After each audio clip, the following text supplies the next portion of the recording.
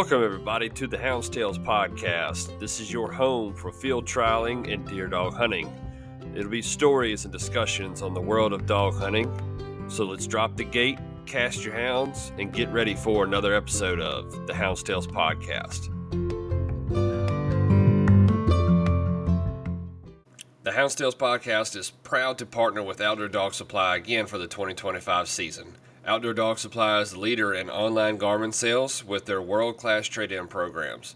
These guys are not just a business, they're also houndsmen and women too. They test their products out in the field and really put them to the test. Get the latest in garment equipment, stay locked and ready with field trial equipment, collars, leashes, and so much more. Visit their website today at outdoordogsupply.com, and we want to thank Outdoor Dog Supply for their support not only for the podcast, but in the field trials across the country. When you're looking for your next purchase and equipment, keep Outdoor Dog Supply in mind. Now let's get this episode started, guys. Thank y'all so much. Welcome, everybody, to the Hounds podcast. Going to try a couple different things here. I am just starting to feel better. As you can hear, compared to last week, I sound a whole lot better than what I did before. So finally, we're getting back to feeling better. So that has delayed me on a guest, but I'm going to be working on getting some more guests on here for the next episode. Next couple episodes, what I'm actually planning. So y'all just kind of bear with me here while I'm getting over that. I would definitely record any other time, but when your voice and your throat gets tighter and swole every time you talk, you kind of have to do what you got to do. But one of the things I wanted to try here, we're going to start something a little new here at the beginning of each episode. We're going to start off each episode by doing a inspirational quote followed by a Bible verse. I'm sure you've listened to the episodes. I'm not exactly the cleanest mouth in the world, but I know we all aren't, but I feel like most everybody that in the hound hunting community are good, God-fearing men and women, and I don't know. It's been weighing on me here lately, and I felt like it was something I should do. And plus, I love, man, maybe I'm weird, but I love a good quote, something to live by. And maybe one of these will stick out to you. So we're going to start off this week. I heard this one. I wrote it down somewhere, and I don't even remember where I heard it. But the quote that I got for this week is, "If you don't believe in yourself, then you will never believe in somebody believing in you." And that quote is by Joyner Lucas. That one, I really like that one. I feel like anybody that's looking for that belief, that ought to speak to you pretty good. And this week's verse is out of Deuteronomy 6:5. "You shall love the Lord your God with all your heart and all your soul and all your might." So with that, let's move on into the episode. We did the auction and the draw for the 2-day derby this past weekend that we have coming up at Pools. It turned out great. I hope everybody enjoyed it. That was something that me and Peyton have been talking about. I thought it'd be kind of cool, kind of fun, and we decided to, give it a shot. I know most auctions are done in person, but with it being a Friday, Saturday hunt, it would have made everybody get there on Thursday and Thursday early. At least with this way doing it, you didn't have to take an extra day off. It's something where you could get on the Facebook page and get to it and have fun with it, man. It was fun watching them go, people bidding back and forth. We ended up getting about $4,100 is what it ended up being by the end of it. So again, that will all go back to you, the hunters. That's all going to be right back into the hunt.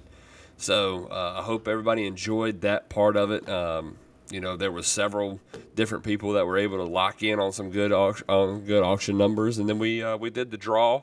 That was about an hour and a half long. We did it about 7 o'clock that night.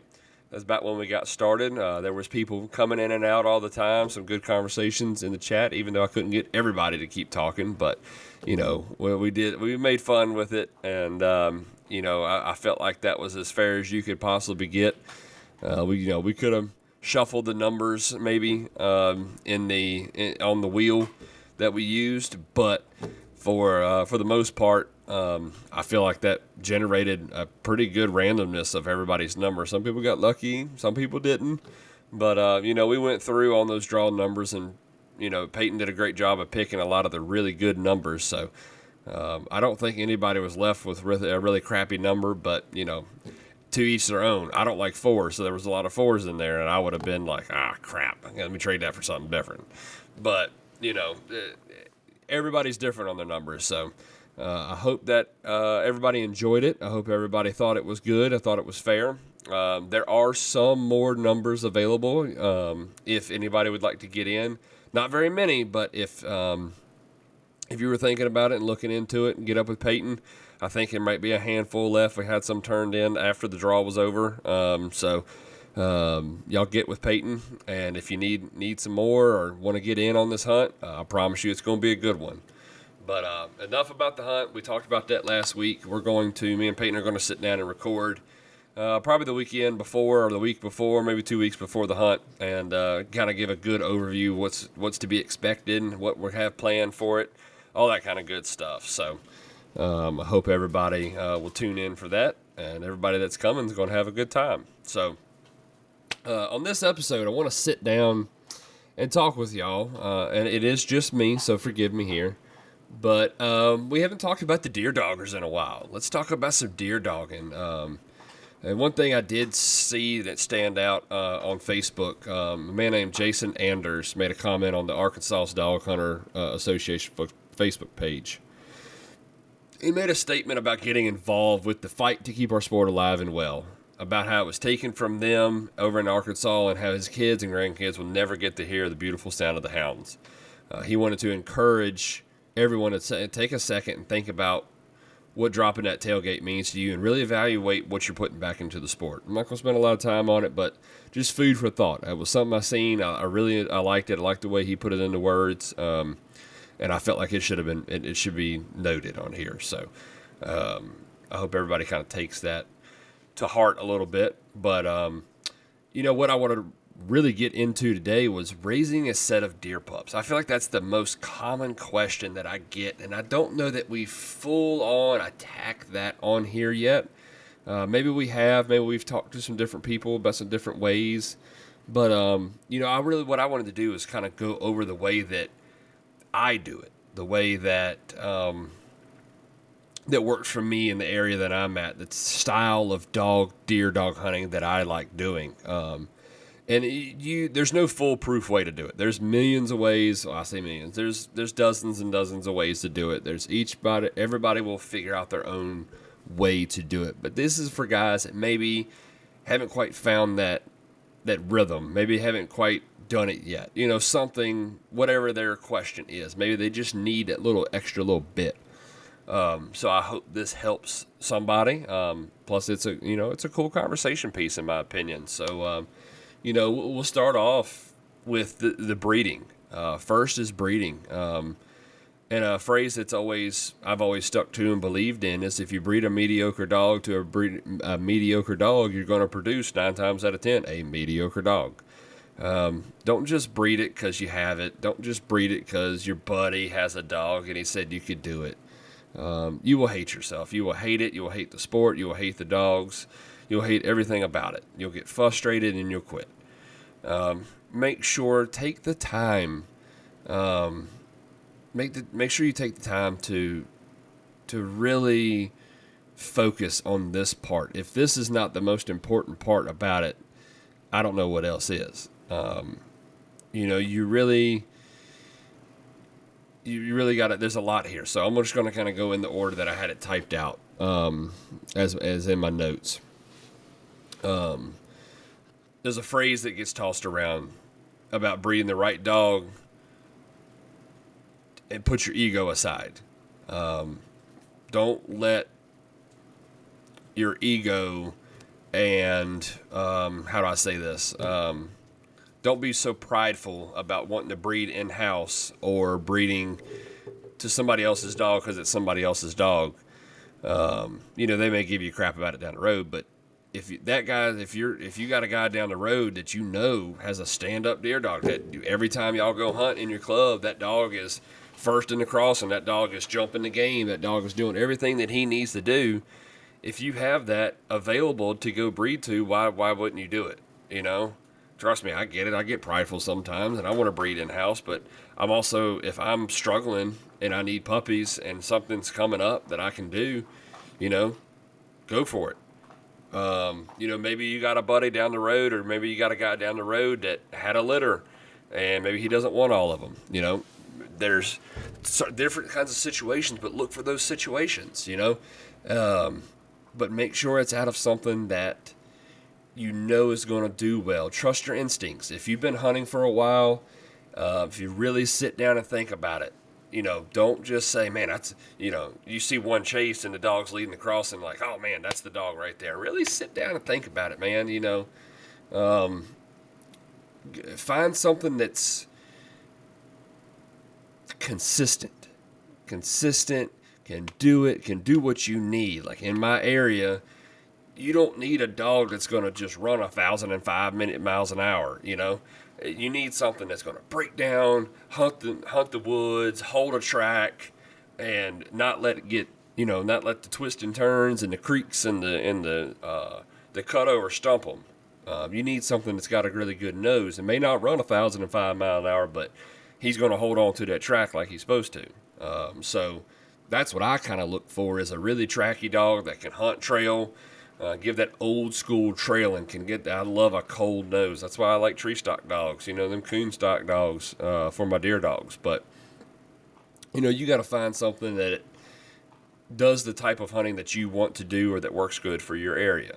Go find something that is either producing that or, find dogs that are that. And try to find a way to get puppies off of that cross. Not easy, and maybe you have to take the gamble. Maybe you have a female that's okay, but you can go and take it to a stud that is a jam up deer dog. That's worth taking the gamble on. But if you take just because your buddy's got it and you got two dogs and they've had a few deer killed in front of them, just expect that mediocrity. If that's what you're about. But if you're new to the sport, here's my biggest piece of advice. Maybe you went this past hunting season and you had a great time. Maybe you got to go and kill a deer in front of the dogs. My advice is don't jump right into it. Dog hunt for a few years. I obviously, you don't need to wait around for 5-10 years to do it, but make sure that you're going to actually stay invested. These dogs are not just a video game or a four-wheeler or a bicycle, whatever. They're not something that you can say, oh man, that looks fun. I can't wait to do that again. And then when you get overwhelmed or tired or you get so busy, you just toss it to the side. No, these things are a daily task that you got to work on, man. You got to train them. You got to care for them. You got to make sure that this isn't just a in this moment high that you want deer dogs. Make sure that this is something that you're going to take the time. Make sure that you're ready to pay your hunting dues. Make sure you're ready to go to those cleanup days, to those meetings. You're ready to train, to feed in the rain, feed in the snow, feed in the blistering hot sun. Care for them, all the medications, all the shots, rabies, all that good stuff. There's a lot of aspects that go into it. Make sure that you are ready for it. And then another thing too, to watch out if you're getting into this, you got to watch out for your shady guys. There's going to be a lot of guys that are going to post dogs or brag about dogs and show you, man, this dog's a bona fide jam up deer dog. They can do it all. And really the only thing is it's just fried. It's a terrible dog. He's just had a good day every now and then. If you stick in it a couple of years and really watch, go 2 or 3 years and really become involved, hunt over other people's dogs, under however you want to say it, ride with some people, see what dogs are producing or performing in your area in the way that you want to hunt, and you'll see. Then talk to these guys that own the dogs. See if maybe, hey, Are you going to breed that dog anytime soon? Are you going to breed these dogs anytime soon? Well, where did you get these dogs? Is there a way that I can find a way to get to those kind of dogs? Talk to those people.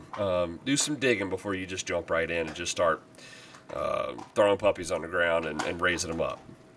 So, next step is, you decided and you're good, you're ready, you found your cross, you've gone through all that stuff. Now, the next most important part, raising them right. That first six to 8 weeks, that first 2 months, 3 months, that's probably the most important. Worms, worming, medications, plenty of lot space. Don't cheap out on feed. Don't cheap out on anything. If you started off right, you're going to finish right. Okay? Don't go cheap. Don't skip out on things because it's hard or it takes a little extra effort. This is where you have to buckle down and really push. So that first 8 weeks, first 12 weeks, you got to medicate, got to worm on the regular, got to worm on a cycle. Make sure the mama's healthy in those first 5-6 weeks. That's huge. Really, really pay attention to them and watch your dogs. So let's jump ahead to that 4-month-old range. This is something, those past two things, those are something you should do across the board. That should be a 100% what you do no matter what. I don't care what area you're in, what kind of dog you're doing, what blah, blah, blah. Don't matter. That's 100% what you should be doing. The Hounds podcast would like to take a minute and talk about our friends over at Cajun Lights. When pleasure running at night or judging those nighttime field trials, you can put your trust in Cajun Lights. With the economical Cajun Bayou for the every now and then light user, the Cajun Micro for the nighttime feeds and around the house times, then the top level Cajun Blinder for those hardcore crossing getters at night. The Cajun Lights are headlamp style light that free up your hands for voice recorders or your GPS. They offer flood style lights in red, amber, and a white walking light. Then the top of the line 4-level main beam light. If you're having a hard time catching crossings at night, give the Cajun Light a try. And the red and amber setting to catch the game without distracting them, and with the easy flick of a switch, go back to your main beam light to catch your hounds in action and get those numbers. Visit their website today at CajunLights.com, and at the checkout, make sure you fill out the survey after your purchase and select Hounds podcast to receive 5% off your next purchase with Cajun Lights. Now, let's get back to the episode. So let's jump ahead to say about the 4 month, 5 months, somewhere around in that range. And I promise you, that 4 to 5 months, especially if it's your first pack, it is going to crawl. And I mean crawl. You're going to be so like, man, I'm ready to get these dogs on the ground. I'm ready to do this. I'm ready to go. I'm ready to make them run, blah, blah, blah, blah, blah. Be patient. Make sure they are ready before you start putting them in the woods, start doing all this stuff. Don't let them hurt themselves. But you get to that 4 month, 5 month old range, got some legs under them, starting to get some size on them. This is the time. Put them in the dog box. Ride them around. Let them get used to riding around. Put the training collars on them. Put your tracking collars on them. Teach them what a beep is. Teach them what correction is. Do it in a confined space to where they understand, hey, if you, and that's a whole ordeal. That's a whole nother podcast. But, teach them what correction is. This is the point of life where you put a lot of influence on your dogs. What I like to do, and this is me, at that age, I take them out in the woods. I take them, put them in the dog box, drive to our hunting area, and I work with them. 4 months old, 5 months old, you don't want them necessarily. If you got a taller truck, don't make them jump out the box. Don't make them hurt their ankles, break their ankles, make their ankles swell up, that kind of thing. Maybe avoid that part. When they get big enough, then work on jumping them out. But for right now, get them to your hunting land, get them out, put them straight in the woods. I do not walk down the woods. I'm a hiker. Like when I say that, I mean I hike my dogs. I don't just cast and point and go. I'm not a point and click kind of person. I'm a hike with them, walk with them, keep them in the directions I want to keep them going.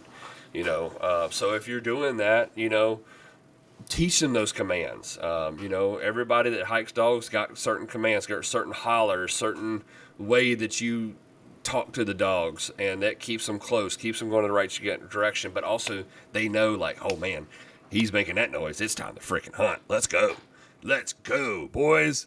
So they get excited. They get to doing. They learn that. They learn it. This is the time to teach them that. This is the time to say, okay, I'll walk with them in there, and then as they get bigger, I'll let them venture away. Then when they venture out of sight, and I want to bring them back, I'll start making my hike commands, and I'll walk, and I'll hike, and they'll pull back to me. That's how I teach them. Okay, this command means stick with me here.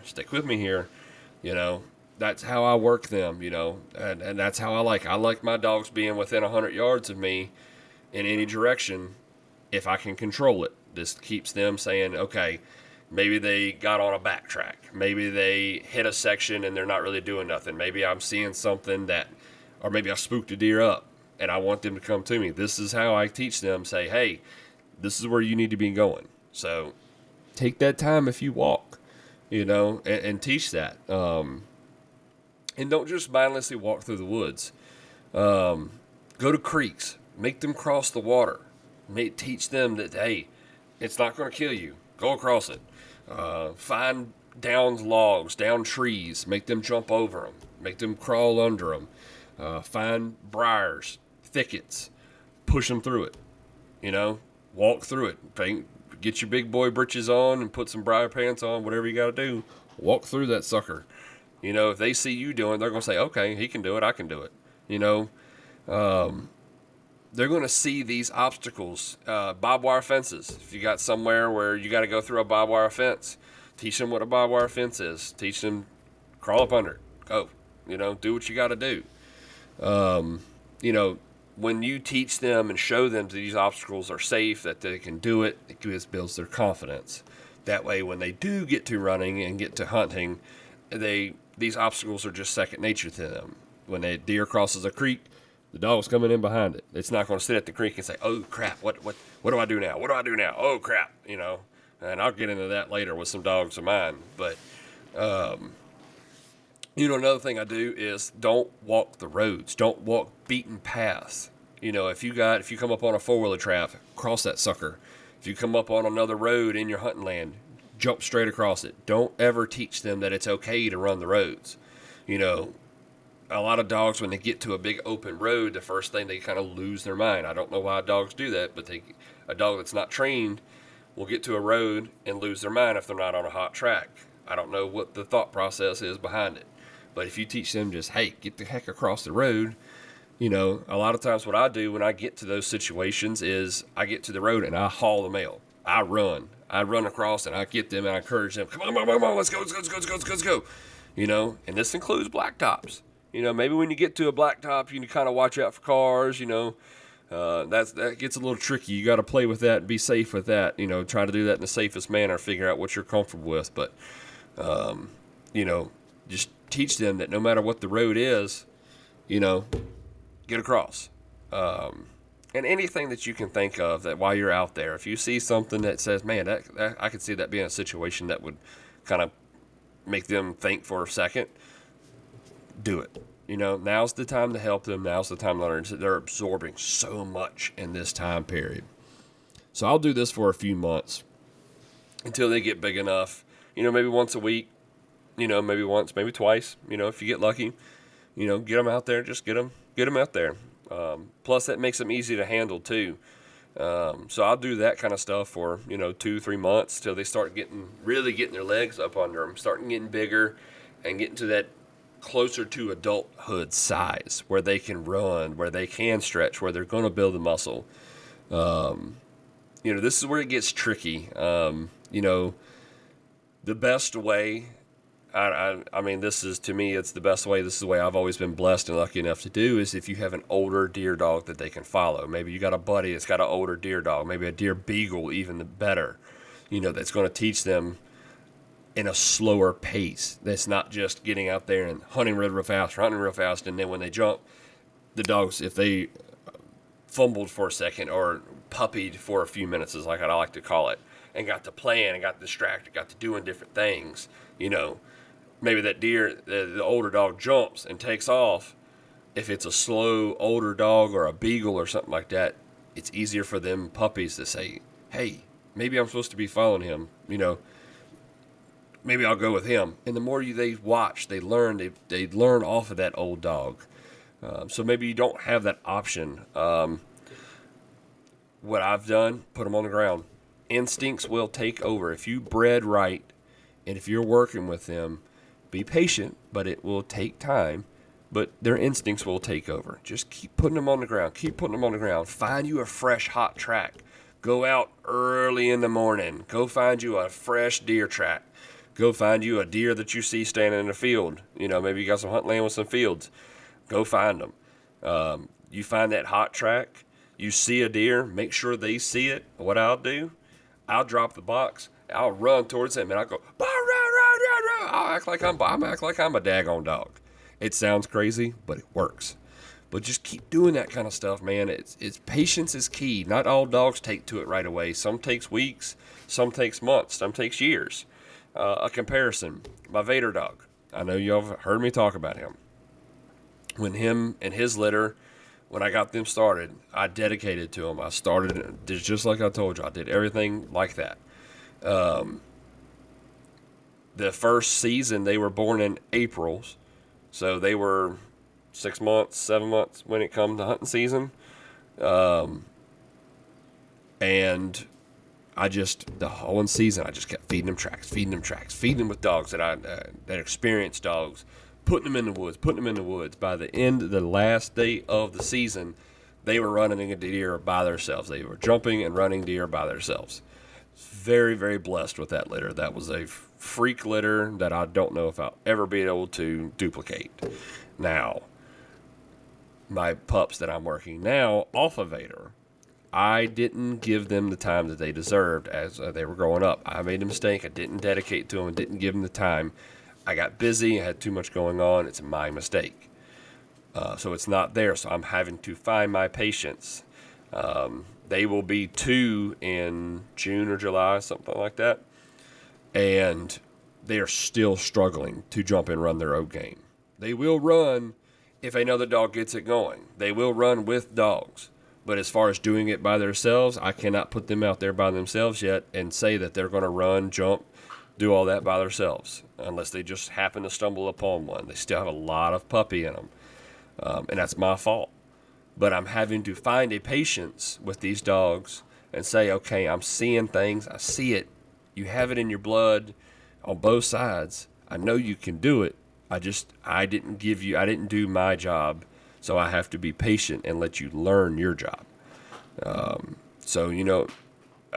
deer dogs are not like field trial dogs. Field trial dogs and field trial people are pushing field trial dogs so hard. By 12, 13, 14 months old sometimes, maybe even a little bit later, by that point if that dog's going to be worth keeping around. Sometimes these deer dogs take 2 or 3 years to get going. I mean, my dad had a set of dogs. He had a pair of dogs.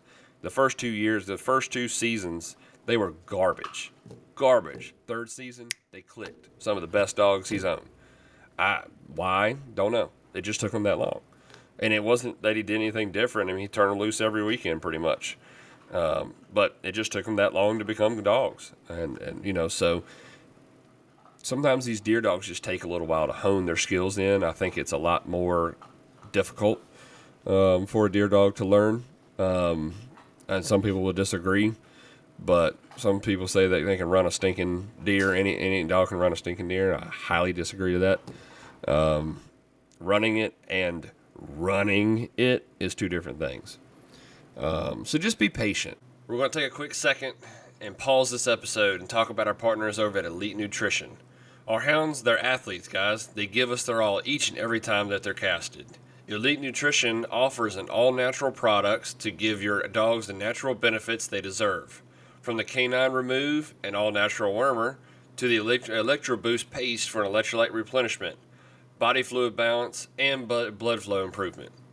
They also have products like Active Dog Powder for recovery and joint muscle support, Essential Dog Powder for daily vitamins and minerals, probiotics, prebiotics, and enzymes, and then the Canine Lactate Powder for nursing dogs to help with milk supply. There are tons of other products for y'all to check out at CajunLights.com. Then click on the Elite Nutrition section to explore. When you go check out, only at CajunLights.com, use the code HTElite10 to receive 10% off your Elite Nutrition products. Again, that's HTELITE, the number 10, to receive 10% off Elite Nutrition products only via CajunLights.com. I've been using their products over the past couple months, and I could not be happier with the results. See for yourself today, and we want to thank Elite Nutrition for taking a step forward into this field trial sport. Now, let's get back to the episode, guys. Learn your patience, but also be aware they're not showing any interest, guys. Don't waste your time. Don't get stuck in the mentality of, oh, this is my first pack. I don't want to cull these dogs. If they're garbage, they're freaking garbage. Just get rid of them. You know, find somebody that maybe wants a project. Maybe find somebody that wants a house dog or a yard dog. Find somebody that maybe will suit them better. You know, sometimes you have dogs. Maybe you have a 4-dog litter, 5-dog litter, and 4 of the dogs are starting to do good. They're doing great. They're showing you everything they need to show, and that 5th dog is falling behind, not doing as much. If you put that dog in a different environment, get him away from his brothers and sisters that are outshining him, sometimes that's what it takes to make that dog click. So keep that in mind, but you got to find your balance of not culling too soon, but also not waiting until it's too late. So, you know, just kind of keep that in mind. But the biggest thing that I'm going to leave y'all with on this topic, and we have a lot to talk about in the next couple sections, biggest thing is feed the dog tracks. Once they get to going, once you're working with them, stay patient. Feed the dogs tracks. They're not going to learn anything sitting in a box or a dog lot. If you're going to be that person that runs them once or twice or none during the off season, don't even start them up. Don't even waste your time. It's not fair to you. It's not fair to the dogs. But if you put in the effort, you take the time, you do it right, you raise them for birth, you fall in love with these dogs, they're doing everything you can ask, and you finally get to kill one in front of them. They finally get a kill in front of them. My Vader group, man, I had multiple people get their first kill, maybe it was their first buck, in front of those dogs. I'll never forget the first time I killed a deer in front of those dogs my own self.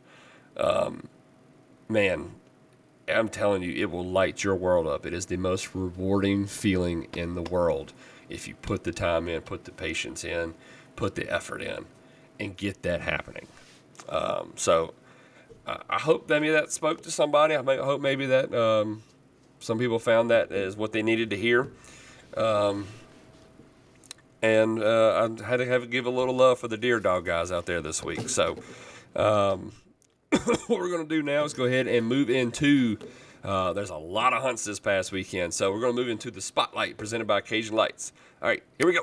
It's now time for the Spotlight presented by Cajun Lights. This is where each week we will recognize winners and other accomplishments across the field trial world. Now let's shine a light on these guys and these dogs, and let's get to this week's winners.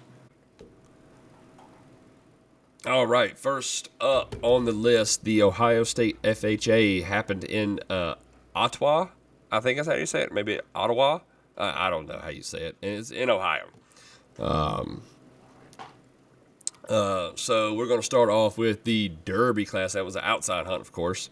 The combination winner was Mountain Dew's Ann H. And that dog is out of Mountain Dew's Samson and Hunter's Pretty Girl from Huntley Wright. The dog was first speed, first endurance, and third HGA. And the winner of the Derby class was Mountain Dew's Slingshot. The dog is out of Mountain Dew's Hot Shot and Mountain Dew's Smut from Mountain Dew Kennels. The dog was first hunting, first trailing, 7th speed, and 2nd endurance, first HGA. Congratulations on your Derby win, Mountain Dew Kennels. Moving on to the all age, the dual, and I did miss the, the bench show, and I don't think they did Classy Mouth and Classiest Hound and Best Mouth, but so the dual champion was Champion Jackson's Diamond. That dog was out of Champion Jackson's Geronimo and Jackson's Crybaby from Screamin' Demon Kennels. He was 5th hunting, 2nd speed, 2nd endurance, and 3rd HGA. And your field champion, hound's name is DNS Patch from DNS Wyatt Earp and DNS Goldie from Detweiler and Son Kennels. The dog was first hunting, second trailing, first speed, first endurance, first HGA. Almost swept it. Congratulations on your new field champion, DNS Kennels. Let's move into the Old Tram 2-Day Derby Classic. The best mouth was, Dirt Black Jack. That dog is out of Killing Time Streak. And Pinelands Redhead from Dirt Dollar Kennels. The dog was also 8th GTP. The classiest hound was Break 'em Down Cheyenne. The dog was out of B&B's Chrome and McDowell's Faith from Break 'em Down Kennels. That dog was also 10th GTP. Your combination winner, and I'm going to say something. I swear I am a good luck charm for people to go to a hunt after they come on this podcast. Mr. Joey Fowler ended up with the combination win down there and placed a bunch of dogs.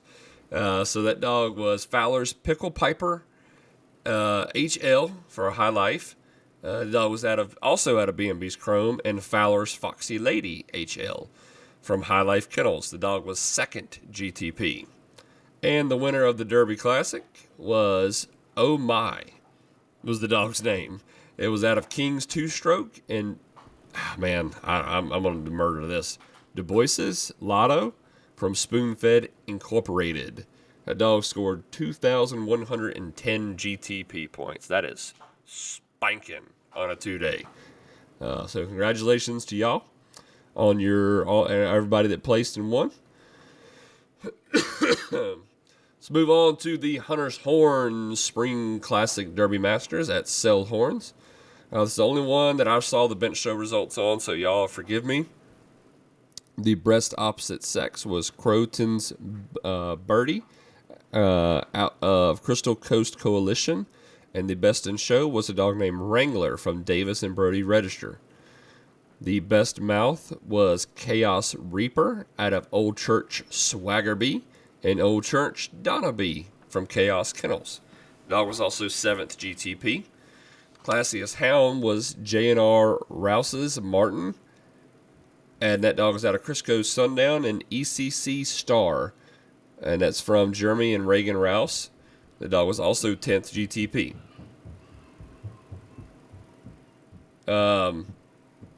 The combination winner was BB Gap Sauce. That dog's out of Champion Ray's George and Champion B&B's Lily. The hound is out of Landslide Kennels, and that dog was also 4th GTP. And the winner of the hunt was Cataract Farms Myra out of Bedrock Spartacus and Smokin' Aces Hideous. Poor dog. From Crystal Coast Coalition. Dog scored 1,458 GTP.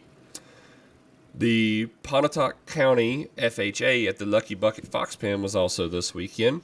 Your classiest hound was Hertz Golden Girl Blanche and that was the classiest hound.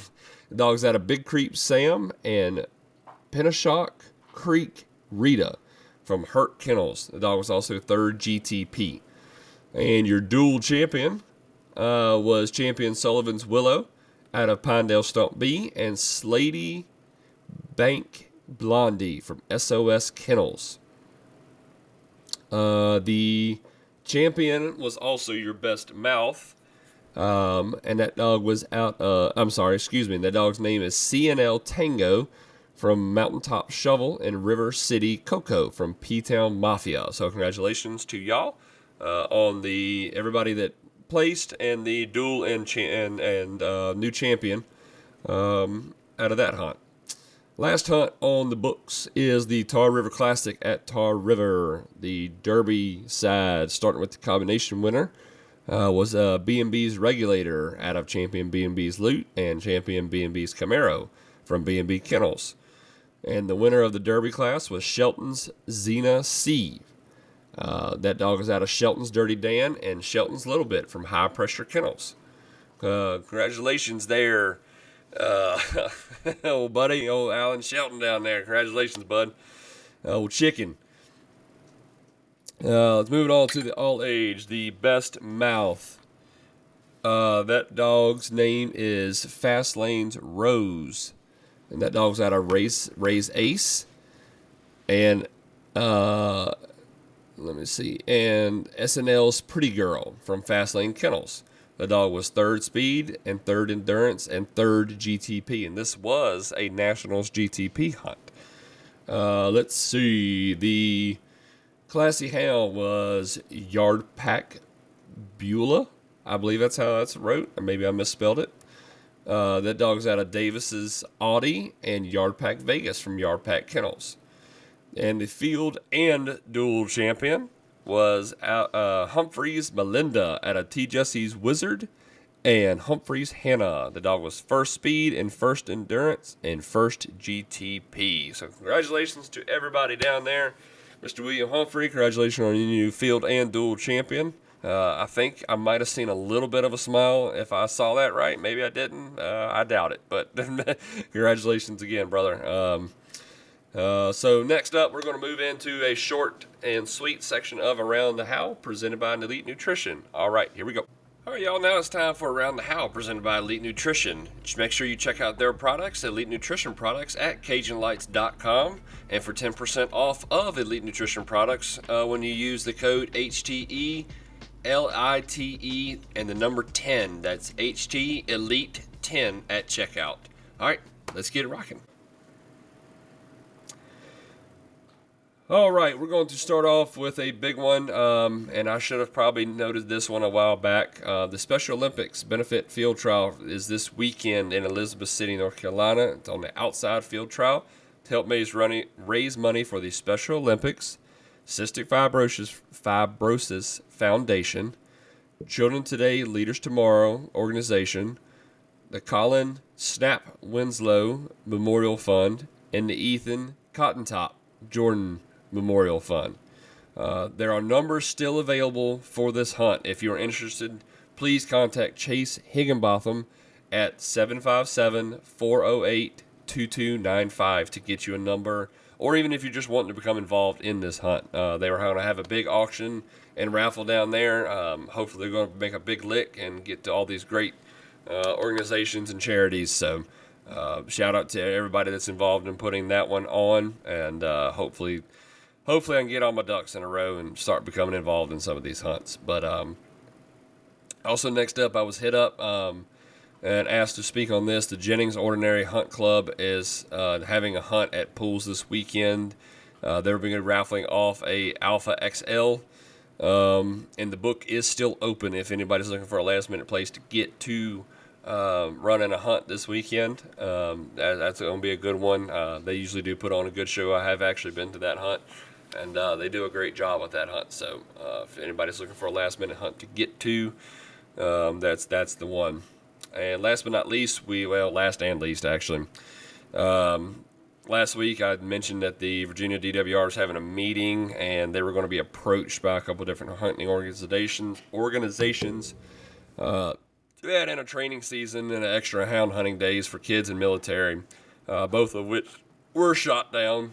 So no good news on that front, but I'm going to try to get a little more information on what all happened. I've been pretty busy here lately, and I kind of got slacked on that. So hopefully I can do my part and get a little more involved with that. But the Hounds Tales podcast is happy to announce our newest partnership with Low 10 Outfitters. If your kennel is looking for new apparel to rock to the next field trial, look no further than Low 10 Outfitters. They offer shirts, hats, hoodies, coats, and other accessories with custom logos for your kennel or your hound to go on. With top quality merchandise and long-lasting quality, you can't go wrong with Low 10 Outfitters. And very soon we will be offering Hounds Tale podcast apparel on their website at low10outfitters.com. So be on the lookout for that coming up here soon. Thank you, Low 10 Outfitters, for teaming up with the Hounds Tales podcast. And don't forget, guys, low10outfitters.com to get your apparel for your kennels. Now, let's get you back to your episode. That's all I got for this week, guys. I hope everybody joined listening. We're going to try to get back to some guest episodes next week, so it's not just me babbling on. And we're trying to make something happen, guys. So everybody out there that's listening, I hope everybody enjoyed it. I hope y'all are having a good off season in the deer woods, and I hope everybody's field trial season starting up on the right foot. So everybody, thank y'all so much. Make sure you like, subscribe, share it to your friends, tell everybody, tell the world, tell your mother, tell your brother, tell you whatever. Anyway, all right, guys, thank y'all so much, and like always, guys, happy hunting.